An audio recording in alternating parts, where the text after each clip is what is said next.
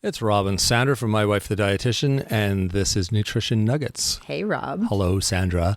We're talking today about 11 common foods good for blood pressure. Oh, blood pressure. That's something you got to think about, right? Blood pressure control is important for health. It's a huge component. So these are foods that are good for it, not foods that are bad for your blood pressure. Right. Because there's like things like salt, that's bad for blood pressure, right? Right. So this is going to be 11 foods that are good or will improve your blood pressure? Is that Yeah. okay? Yeah, we'll talk a little bit why, but high blood pressure is kind of deemed the silent killer. And there's 1 in 4 adults have high blood pressure, 1.13 billion people worldwide. Wow. And it is the leading cause of various chronic diseases like heart disease and stroke, kidney disease, vision loss, aneurysms, and peripheral vascular disease, PVD. Really? So it's something to really be aware of and just try to get that blood pressure under good control. And you can do that with diet and with eating well.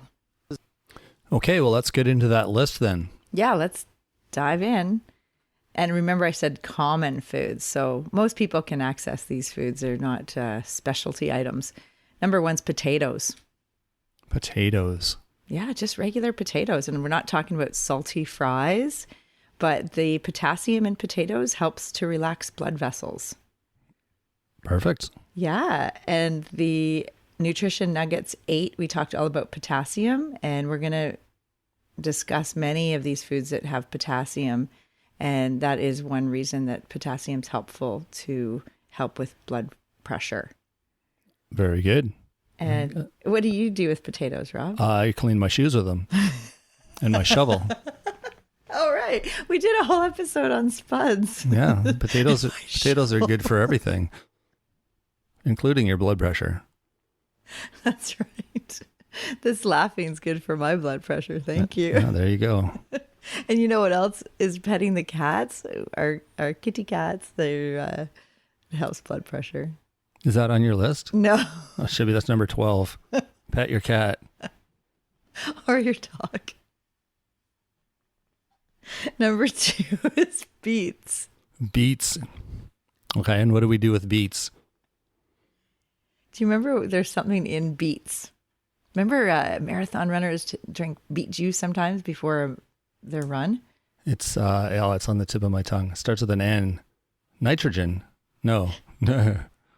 Niacin. Nitric oxide. Nitric oxide. Nitrogen. It's okay. It relaxes and dilates the blood vessels. That's right. I remember that now. And it's a really good way to do it. The beet juice. Okay. Tomatoes are the next one. Mm-mm. And again, potassium rich. And they have lycopene, which is a phytochemical or antioxidant. And they could lower your blood pressure to improve heart health too. Oh, well then. Yeah. Tomatoes. Delicious. All right, number 4. Leafy greens. The leafy greens. They come in every episode. Leafy greens are on every list. They're good for everything. I think you're right. Pretty much. Yeah. You can't clean your shovel with it, though. Maybe. Well, maybe you can. That's true. I'll have to try that. Okay, so are you referring to an episode we did on spuds? I am, yeah. Yeah. It's a good one. That was a really good one. It was around St. Patty's Day. Yeah. March. All the things you can do with a potato. And cleaning your shoes was on there. That's a legit stat.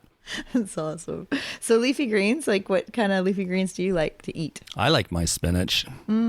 Spinach, I love arugula because it's spicy. Yes. Yeah, there's so many good ones out there. Yeah, kale and Swiss chard. I just pulled from the garden today. Yeah, it's just fresh and tasty. Yeah, they have nitric oxide and nitrates, like the good nitrates, and which is a vasodilator, widens the blood vessels to improve blood flow. Yeah, which is good for your blood pressure. That's right. Right. That's right. And also potassium in those leafy greens. Oh, there you go. So again, Potassium again. Yeah, Nutrition Nuggets, we talked about that potassium. I think it was number 8. Right, okay. Next one, squash. Squash. Yeah. Really? Yeah. Has it got potassium in it? Yes. Oh, really? Yes. Okay. Exactly. And you know how we talk about trying to get a dark orange vegetable or fruit every day and green? So we've talked about the leafy greens, but the squash is considered a dark orange vegetable because of the beta carotene. Right, right. And squash has potassium. And on episode 32, we talked all about skin health. Right. And remember orange foods? Orange foods, yeah. Yeah. So squash is really good for your blood pressure and good for skin health. It's an antioxidant. It's good for immune system. So that's one to include too. I don't think a lot of people eat too much squash, and it's really good for any season. Yeah. I've had it in a few different ways recently that were really good. Like substituting it for like a noodle almost. And maybe it's prepared like that, but it was, I can't remember right now all the details, but it was really good. Yeah, it was like the little nests of noodle, a noodle. Yeah, the squash. I think people that were on like a low carb or they're trying to cut out noodles or pasta or other bread products use squash in that way, the same way they use zucchini. Right. Zucchini was like that too. I remember. Yeah. You grate it, but you grate it like long strips. That's what it was. Yeah, exactly. Yeah, exactly. Yeah. Okay, number 6 is oats. Oats. Love my oats. Yeah, they're whole grain. They're high in soluble fiber. We did a whole episode on fiber, episode 17, and definitely could help lower your systole and diastole blood pressure. The number on top and the number on the bottom, and can help with lowering blood pressure. Okay. And you eat oats pretty much almost every day. Every day, pretty much, yeah. Pretty much for your breakfast. Yeah. Well, it's got everything in it, so. Yeah, and the next one, number 7, is one that many people are not eating enough of, and we did a whole episode on this too. Fiber? Beans. Oh, there you go, yeah. Good for your heart. Yeah, episode 42 on beans. And the black, the kidney, the pinto, any kind of bean, they're high in magnesium, which relaxes the blood vessels. And they're a plant-based protein. There's so many good things with beans, right? Oh, beans are so good. They are. And they're so easy to add just to whatever.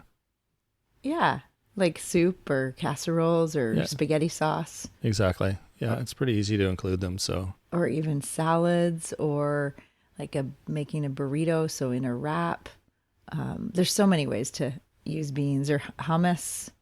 Yeah, and part of the trick is just having them ready on hand. Mm-hmm. So having them pre-cooked or in a can ready to go, where you can just throw them in your salad, then you're more likely to include them if they're sitting there ready. Absolutely. I agree. Yeah. Number 8 is one that we put into our cereal or smoothies, and sometimes they get stuck in our teeth, and they're bright colors. It's just like a guessing game. Yeah. I love how you do that. I'm kind of catching on as you asking this question. It's like, I think she wants me to guess what she's saying. And so it gets, it's chia. No, well, that's good stuck too. in your teeth. Celery. And they're bright color, and we're picking them this time of year. They're starting to be in the wild. Berries. Yeah. Oh, there you go. Yeah. Berries are so good for you, and they have the antioxidants and fiber and polyphenols, and are loaded with nutrition and really good for blood pressure. This is sounding a lot like the Mediterranean diet. Yeah. Like with the beans and the berries and the leafy greens and the whole grains. Yeah, absolutely. We've got a theme going here. Yeah, it seems like it. Number 9 is one you just mentioned that you thought number 8 was. Oh, now I forget. I said celery and chia. There you go. Which one? It's the poor cousin of nuts. Chia? Episode 33. Oh, seeds. Okay. Okay. Here I'm getting confused. You got it. So Okay. seeds is the answer. Yeah. Number 9 is seeds, like ground flax seeds or hemp hearts or. Well, what about, like, does that mean pumpkin seeds and sesame seeds? Yeah. Every kind of seed. Okay. Absolutely. Chia. Yeah. All of them. So any seed, those are really good for heart health and blood pressure. Yeah. And we're almost at the end. Oh, no. Number 10 is the only one that comes from an animal on here on this list. Eggs? Sandra's playing charades here. Fish. Yes. Fish. Yummy. Because of what? Because of the oil, the fatty fish oils. The omega-3. Omega-3s. There you go. I put you on the spot. Oh, man, I know. I put you on the spot every time, but you Every put me on the day. spot and I give you daggers. Yeah, and then we have to delete that stuff. All right, so what did we just say? Fish. Yeah, any kind of fish. Cold water fish would be good with higher omega-3s. So remember the smash. The Sardines, anchovies. No, I missed the M. Mackerel, yes. anchovies, salmon, Yes. and herring. You got it. Whoa, look at me. Those are the best ones to choose for the low, level of mercury, but high level of omega-3. They're more sustainable in terms of environment. And yeah, that's it. And then number 11, we did a whole nutrition nuggets on nutrition nuggets 10. And it's something we add to most of our dishes that we're cooking, like our soups, our stews. It's like one of the foundational bulbs. Oh, garlic. Yeah. Garlic is so good. So good for blood pressure too. Yeah, it is. It's so good. And yeah, these foods are all really important to try to include every week. If you can include them all in a day, wow, you get a gold star. But definitely try to get some of these foods in your week, and that will help you be on the journey of a better blood pressure control. Yeah, part of being healthy is having your blood pressure in control for sure. So awesome. Right on. Well, hopefully that's helpful, and put that list on your fridge. Try to include some of these in your daily. Potatoes, beets, tomatoes, leafy greens, squash, oats, beans, berries, seeds, fish, and garlic. There you go. Awesome. Well, thanks for joining us today. And don't forget to join us on Monday. We'll be talking with Brent, our friend Brent, who's a chef. We're going to learn all about sort of the ins and outs of the restaurant industry and food and how they handle making food interesting and keeping it in their budget and making it interesting for the chefs to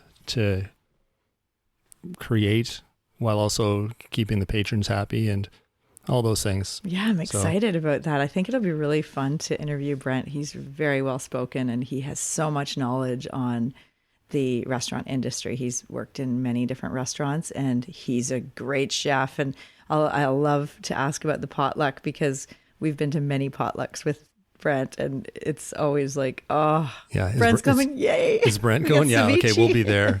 Yeah. Tacos. We get some, chili, everything. It's just amazing. Right on. So yeah, that'll be Monday. And in the meantime, check out our website at mywifethedietitian.com. There's new blog articles on there you can look at. If you have any questions or comments or ideas for the show, you can email us at mywifethed@gmail.com. And don't forget to rate and review the show.